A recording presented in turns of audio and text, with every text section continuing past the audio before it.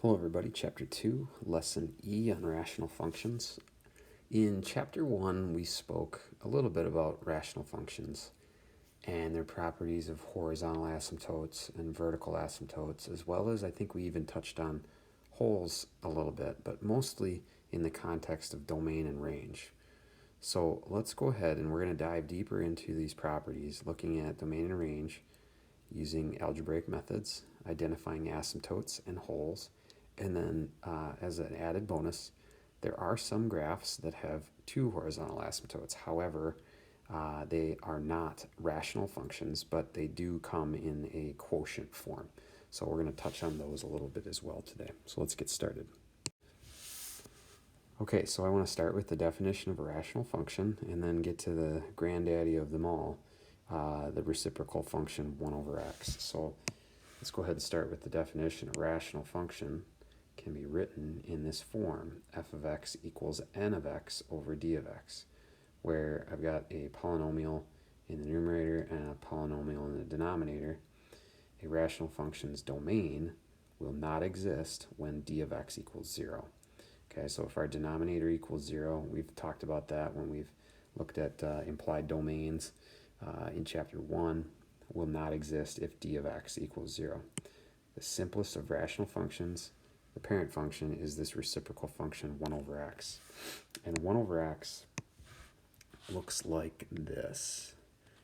It's got these two special points here at 1, 1 and negative 1, negative 1. And the graph approaches but does not touch the y-axis, and same with the x-axis. Now I want to kind of look at the properties of this and speak about it. So if this y-axis is x equals 0, this is a vertical asymptote, which is a gap in the domain. So the domain of f of x is x not equal to 0. Okay, every value except for x equal to 0. That also tells us that we have a vertical asymptote at x equals 0. Okay, now let's talk range. Range is all values except for y equals 0. Okay, so y not equal to 0 for the range. The horizontal asymptote that's present is the asymptote at the line y equals 0. So we can knock a bunch of stuff off here and notice that your domain and range are directly related to your horizontal and vertical asymptotes. Okay, so let's talk x-intercepts. Well, if you look at the graph, provided that this function has not been shifted at all, there are no x-intercepts. Okay, so there are going to be none. And same thing for y-intercepts. There will be none, provided, again, there's no horizontal shifting going on. The function is decreasing on the same domain or the same intervals as the domain, right? It's decreasing everywhere. There is no portion of this graph where the function is increasing. Therefore, we would say that from negative infinity up to 0 and from 0 to infinity, the function is decreasing. This function is an odd function. You may look at it and not really see it, but a function doesn't have to go through the origin in order to be odd, because if I took this point, let's call this 1/3, comma 3, and this point here, this would be negative 1/3, negative 3. Well, we know that a function is odd if f of negative x equals negative f of x. So it looks like f of 1/3 is equal to the opposite of f of negative 1/3. So what we've got is an odd function. Any rational function that has not been shifted vertically or horizontally, okay, typically, I shouldn't say in all cases, but most of the time would be an odd function. Rational functions can be even functions. We'll come up to some of those examples, I think, in our next lesson on graphing. So let's go ahead and move forward to another example. Okay, so the definition of a vertical and horizontal asymptote are as follows. Let's talk vertical first. The line x equals a is a vertical asymptote of a graph of f if f of x approaches infinity or f of x approaches negative infinity as x approaches a, either from the left or from the right. So if our function, let's sketch a possible function. Here's a possible rational function. Okay, and let's approach this vertical asymptote of x equals a from the right. So as I approach from the right, it looks like my function is approaching negative infinity. So I could say, and as well from the left side, it's approaching negative infinity. Therefore, I could say that there is a vertical asymptote at x equals a. Okay, now I want to introduce you here real quick to some limit notation. We've talked about the limits at the end behavior, but what about the limit as x approaches a from the right and the limit as x approaches a from the left of this function f of x? Okay, what would those equal? Well, let's think about this logically. As x approaches a from the right, as x approaches a, here's a, from the right, the function value goes down without bound, negative infinity. And then the same thing happens on the left. As we approach a from the left, where x equals a, as we approach, the function value is decreasing, unbounded in nature. Okay, very good. Okay, now let's think about end behavior. Limit as x approaches infinity of f of x. Well, what would that mean? As x goes off to infinity, what is f of x approaching? Well, f of x is approaching b, all right? And that's going to happen in both directions. So if I took the limit as x approaches negative infinity, which means heading to the left forever, both of these would equal b. And that's the definition, you guys, of a horizontal asymptote. The line y equals b is a horizontal asymptote of the graph of f of x if f of x approaches b as x approaches positive or negative infinity. So look at that. That's pretty cool. All right, that's the definition of a horizontal asymptote.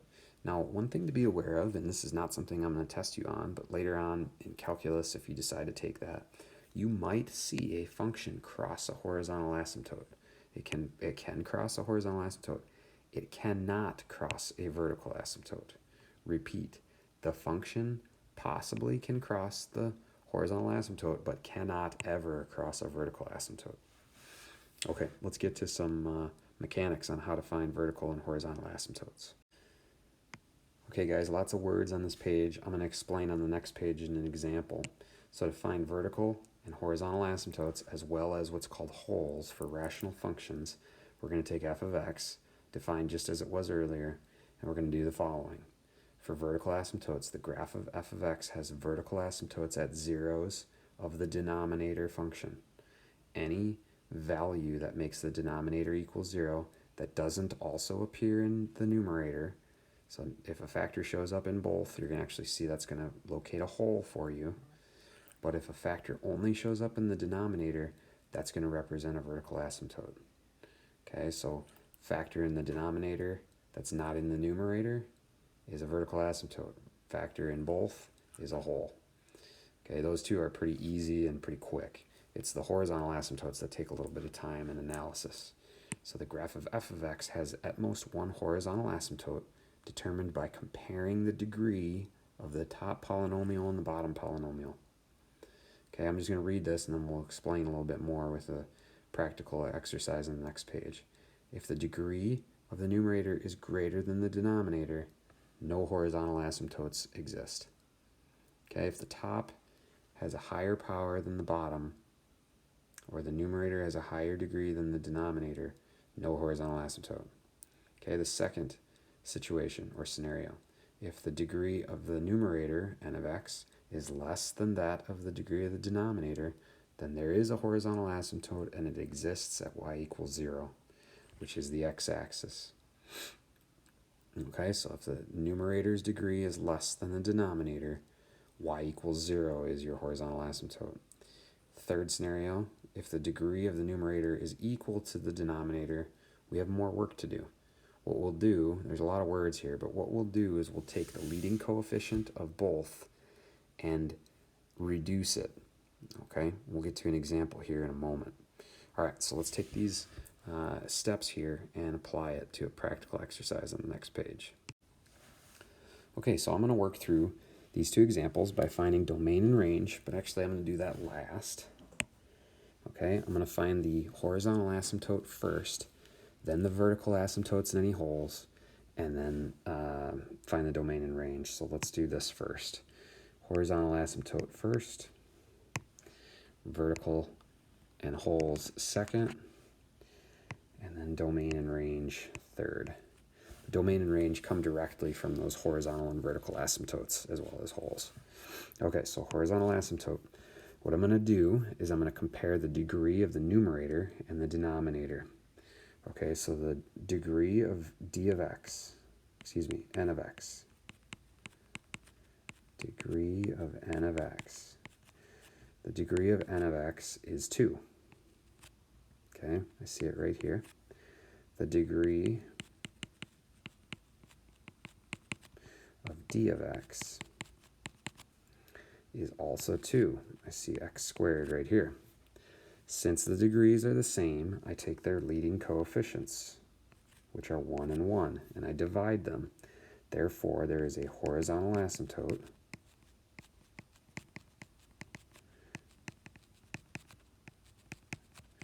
at y equals 1.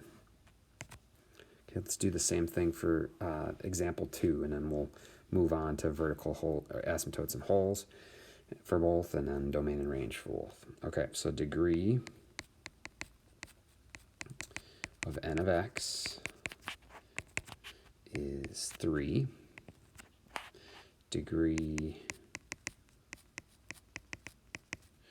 of d of x is also 3. Okay, be careful. Sometimes the functions aren't in like a descending order in order of their powers, so the leading term might not be in the very front. Okay, so just be careful for that.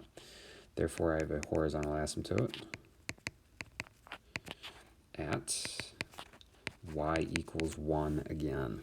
Okay, let's look at vertical asymptotes. Okay, so vertical asymptotes happen where, I'm going to abbreviate, vertical asymptotes happen when d of x is equal to 0 and that those factors don't also show up in the numerator. So what I'm going to do is I'm going to factor numerator and denominator. Okay, so I'm going to call this f of x, factor numerator and denominator. So if I factor the numerator, I get, I believe that would be x plus 2 and x minus 1. If I factor the denominator, I get x minus 3 and x plus 2. Okay, so here we go. I'm going to have a vertical asymptote at x equals 3.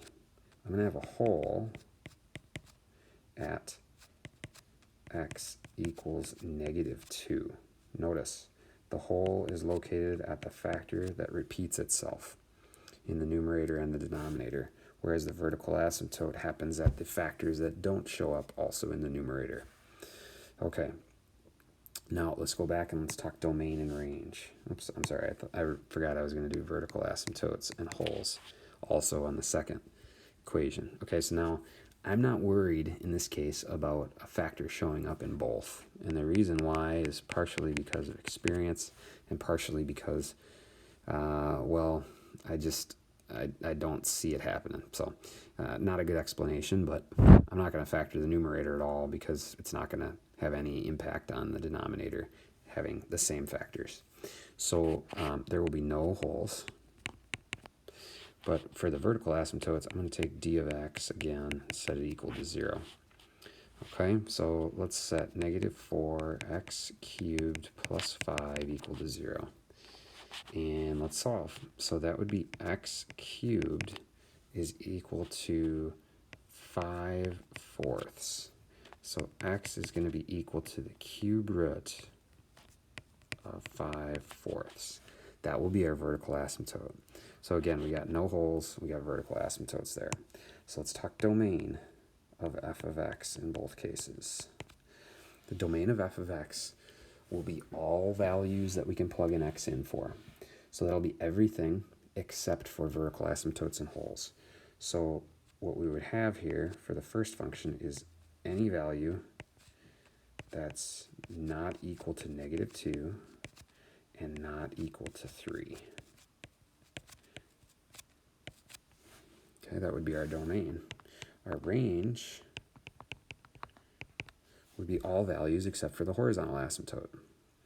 Okay, and in this case, and in cases where I test you, the function will not be capable of crossing over the horizontal asymptote, at least on a standard test question, okay? There might be something crazy on an R4, but honestly, I wouldn't spend a whole lot of time on worrying about if a horizontal asymptote can be attained, meaning the function can pass through it, okay?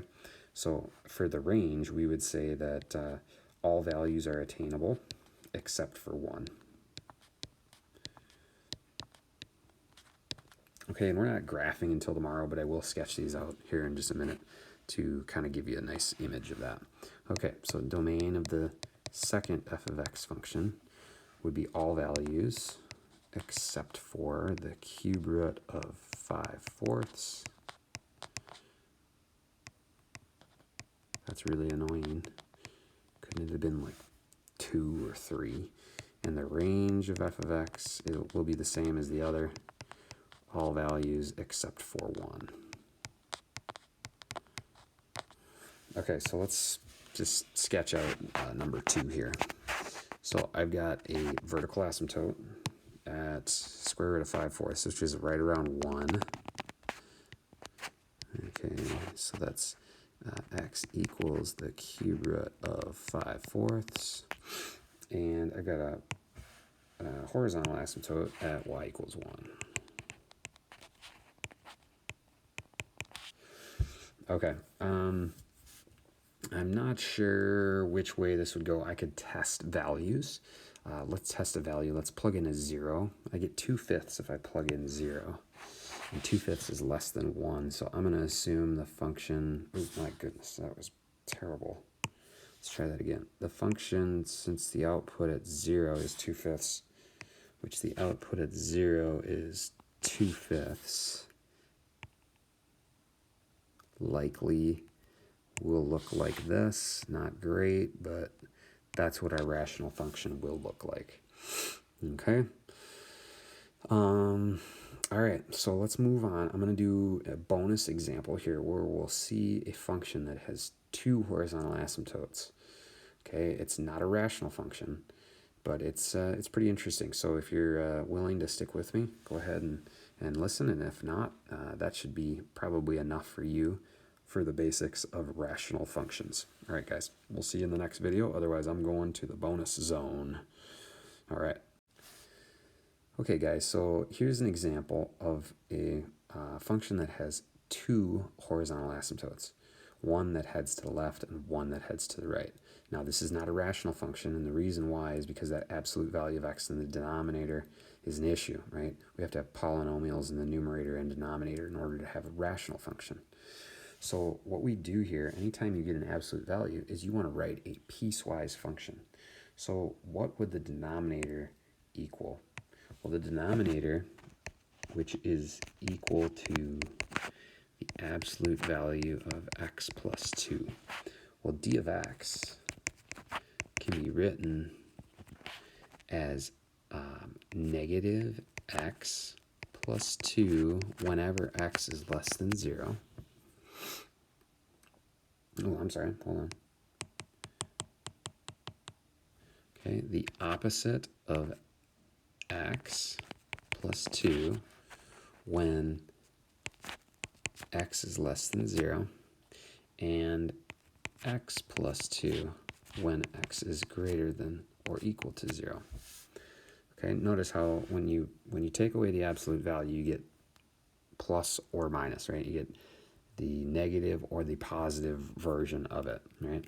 So what we're going to do is we're going to write f of x as a piecewise function. So when x is less than 0 and when x is greater than or equal to 0.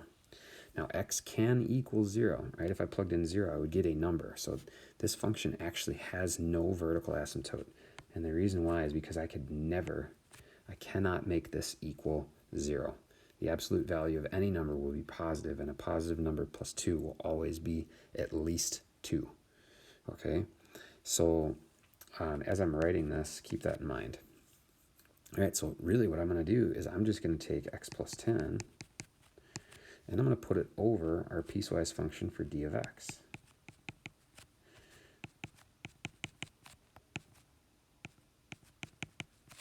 And I'm going to sketch a graph of both of those. Okay, so let's look at this. Let's analyze it. So let's look at the horizontal asymptotes first. Horizontal asymptotes. Okay, horizontal asymptotes will exist, right, on the first portion of the piecewise function. It looks like the degree of the numerator is 1, the degree of the denominator is 1, and their coefficients are 1 and negative 1. So I'm going to have a horizontal asymptote at negative 1. So this will be the horizontal asymptote to the, I'm going to say to the left. Okay, the horizontal asymptote to the right, if I did the, looked at the degree of the numerator, n of x, and d of x, the denominator, I see both are 1, and the coefficients are both 1. So I'd have y equals 1 there. Now, I could not ever make any of the denominators in either part of f of x equals 0. Therefore, there will be no vertical asymptote. So vertical asymptote, none on either. Okay? Holes, none on either. So what would the graph of this look like? That'd be kind of funky. Let's see. Let's see what x would equal, or y, f of x would equal at 0. If I plug in a 0, what I would do is I would utilize this portion of the piecewise function because of this less than or greater than or equal to. So if I plug a 0 in there, I get 5. 0, 5. As I plug larger and larger numbers in, this second function, or the piecewise portion, is going to approach 1, we said. So here's 1. So the graph will kind of look like this as x approaches infinity. So the limit as x approaches infinity of f of x will equal 1. What about the limit as x approaches negative infinity of f of x? Well, we said that the horizontal asymptote to the left is going to be negative 1. So it looks like our graph headed off to the left here will head toward negative 1. This is a really cool graph. Now, I haven't narrowed down any coordinates or ordered pairs outside of that y-intercept there. But this is a really funky graph. This is kind of cool. I'm going to label it f of x. That's pretty sweet. All right, guys, if you got any questions, shoot me a message. Otherwise, that's rational functions and its characteristics. Have a good one.